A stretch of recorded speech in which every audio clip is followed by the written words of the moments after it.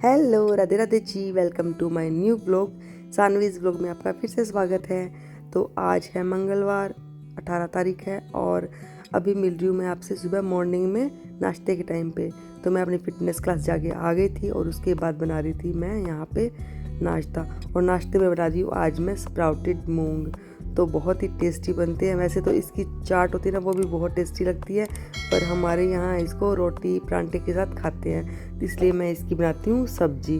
तो बस सिंपल तरीके से बनाए हैं। प्याज टमाटर को मैंने भून लिया है और ये देखिए कितने अच्छे से ये अंकुरित हो गए हैं। तो काफ़ी लोग मुझे बोलते हैं कि हमारे यहाँ अंकुरित नहीं हो पाते हैं। जब भी हम मूँग भिगोते हैं या फिर अंकुरित करने की कोशिश करते हैं तो वो उसमें ना स्मेल आने लग जाती है, बिल्कुल भी अंकुरित नहीं हो पाते हैं। तो इनको क्या चाहिए, इनको थोड़ी सी उमस चाहिए होती है, गर्मी चाहिए होती है अंकुरित होने के लिए।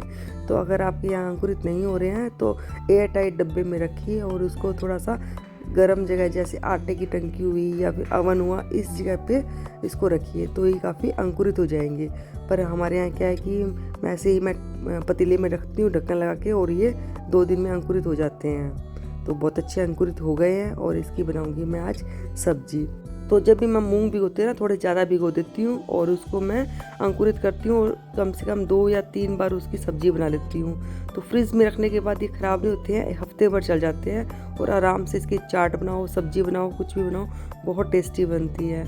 तो व्लॉग के लास्ट में मैं आपको दिखाऊंगी कि मैं किस तरह से अंकुरित करती हूँ इनको, मूंग को। और इसी तरह से मोठ हुए और काले चने हुए या फिर जो मेथी दाना होती है ना, उसको भी बहुत अच्छे तरीके से अंकुरित कर सकते हैं और बहुत टेस्टी सब्जी बनती है उसकी भी। और अंकुरित होने के बाद ना मेथी भी बहुत ज़्यादा मीठी हो जाती है, उसको आप नॉर्मल मतलब कच्ची भी खा सकते हो, बिल्कुल ऐसे लगेगा ही नहीं कि आप मेथी खा रहे हो। तो यहाँ पे बस मूंग को मैंने छोंक दिया है और पानी में ज़रा सा डालूंगी, बहुत ज़्यादा तरी वाली नहीं बनती है ये। तो नाश्ता वगैरह मैंने बना लिया था और अब बना रही थी मैं यहाँ पे मलाई रखी हुई थी काफ़ी दिन की, मतलब काफ़ी दिन क्या, मतलब 5-6 दिन की थी और उसका बना रही हूँ मैं आज मक्खन निकाल रही हूँ और साथ में निकालूंगी मैं यहाँ पे उसका पनीर भी। तो मैं काफ़ी बार दिखा चुकी हूँ आपको कि मैं जो मलाई होती है ना बनाते हैं घर पे, उसका मैं बाद में पनीर निकाल लेती हूँ और बहुत टेस्टी पनीर बनता है।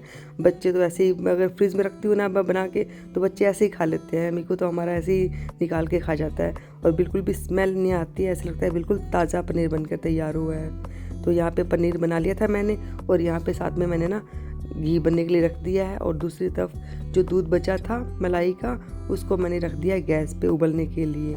और जब इसमें एक उबाल आ जाएगा ना, तो यहाँ पे मैंने 1 गिलास दूध और ऐड कर दिया है ताकि पनीर ज़्यादा भी बन जाए और अच्छा भी बन जाए। और इसके अंदर डाल दिया मैंने थोड़ा सा नींबू का सत, टाटरी। तो टाटरी के बिना तो ये जो पैकेट वाला दूध होता है ना अमूल का, वो फटता नहीं है। अगर आपके यहाँ पे टंकी वाले जो आते हैं ना दूध ताज़ा वाला, अगर वो आता है तो वो दही से या फिर आप नींबू भी जोड़ दोगे या सिरका भी डाल दोगे ना, तो उससे भी फट जाता है। पर हमारे यहाँ पैकेट के दूध आते हैं तो वो जिसे फटते नहीं हैं, तो इसके लिए मुझे टाटरी का यूज़ करना पड़ता है। तो यहाँ पे साथ में ना देखो घी भी बनकर तैयार हो गया है और बहुत अच्छा घी बनकर तैयार हुआ है। और ये है लगभग 1 हफ्ते का जो मलाई है उसका घी।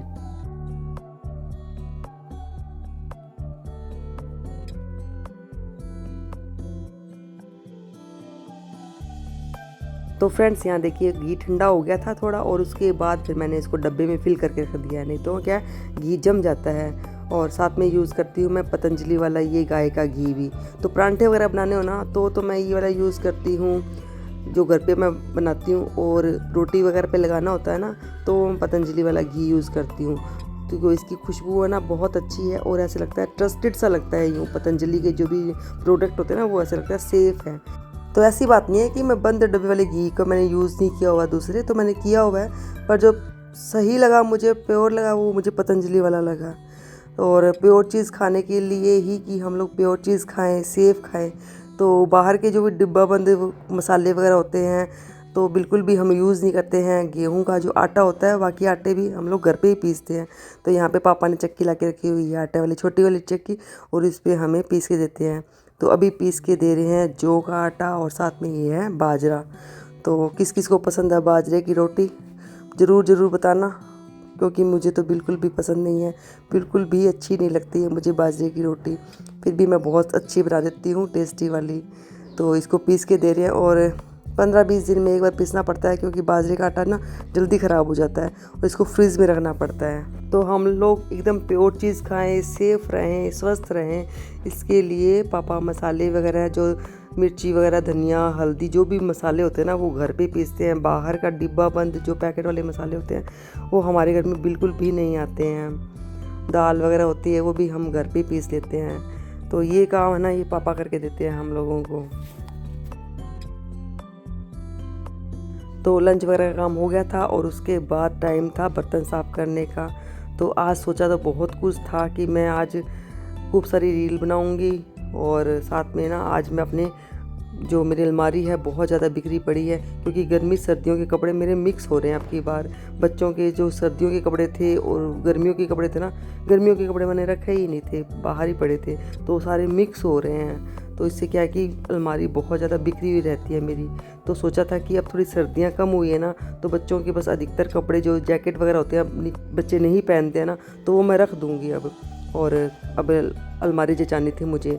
पर अभी ऐसी न्यूज़ सुन ली मैंने, जैसे ही मैंने फेसबुक ऑन किया ना तो इतनी मतलब ख़राब न्यूज़ सामने आई, तो देख के एकदम शॉक हो गई मैं। और अभी उसके बाद ना कुछ भी काम करने का मन ही नहीं किया। तो और न्यूज़ में आपको बता दूं, शायद आपने सुना होगा, चटोरी रजनी के नाम से फेमस है, एक यूट्यूबर है और बहुत अच्छा वो खाना बनाती हैं और बहुत अच्छे उनके बहुत ज़्यादा उनके फॉलोअर्स वगैरह हैं। तो वो बहुत ज़्यादा फेमस हैं और मुझे अच्छी लगती है वो बहुत ज़्यादा, मैं उनको फॉलो करती हूँ क्योंकि वो ऐसे तो एक तो वो मारवाड़ी हैं और हम भी मारवाड़ी हैं, तो थोड़ा अटैचमेंट इसलिए भी हो जाता है। और कुछ वो मुझे बहुत अच्छी लगती है क्योंकि वो बहुत अच्छा खाना बनाती है, टेस्टी वाला। तो वैसे तो पर्सनली तो नहीं जानते हैं, पर वो राजल देसर की ही हैं और राजल देसर के आसपास के हम हैं, तो इसलिए थोड़ा अटैचमेंट इसलिए भी है। तो उनकी न्यूज़ आज उन्होंने पोस्ट की हुई थी, तो उसमें लिखा हुआ था कि उनके जो एक ही इकलौता बेटा था वो रोड एक्सीडेंट में वो एक्सपायर हो गया था। और ये न्यूज़ अगर तो सुनी ना तो वो यकीन ही नहीं हुआ, पहले लगा कि फेक न्यूज़ है, ऐसी किसी ने ऐसे जो उनका अकाउंट हैक कर लिया होगा और पोस्ट डाल दी होगी।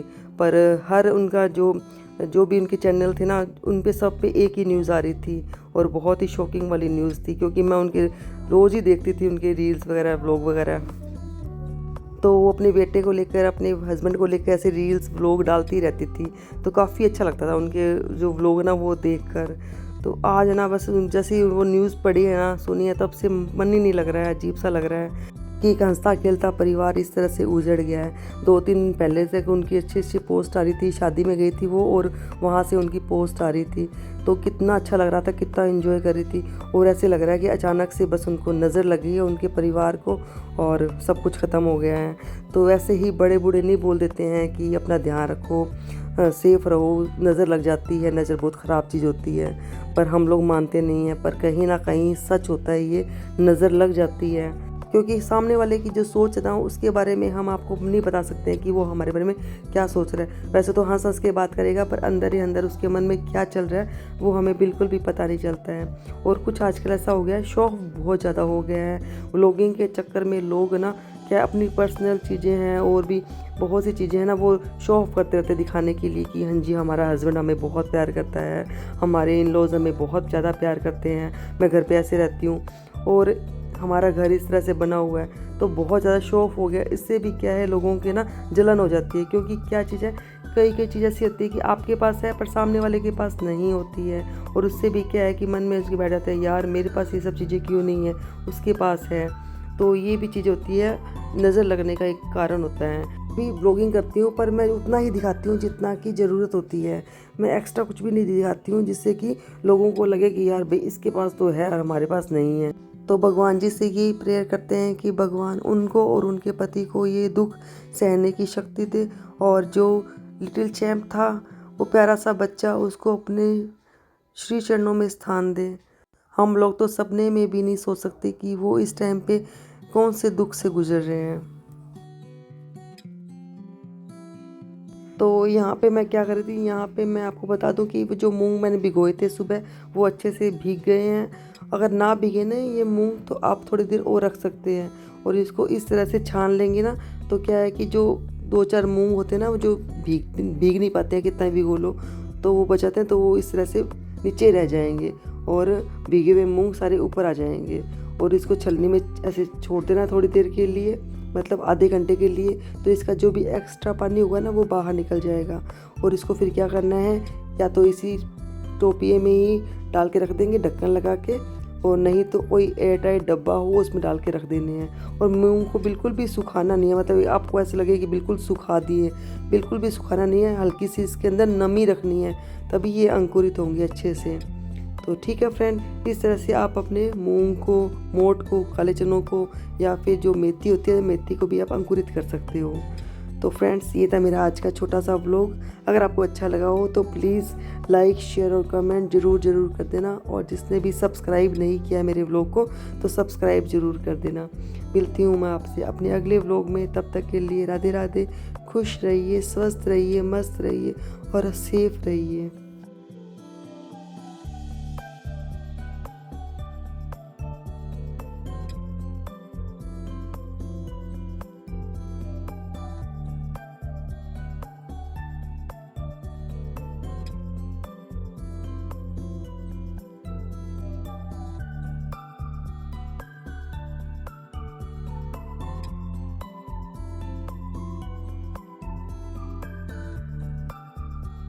तो जाते जाते आपको एक चीज़ और दिखा दूँ कि जो आटा पापा ने पीस के रखा था वो थोड़ा ठंडा हो गया था, और उसके बाद फिर मैं इनको डिब्बों में भर के रख देती हूँ छान कर, कि बाद में छानना ना पड़े, काम मेरा इजी हो जाए।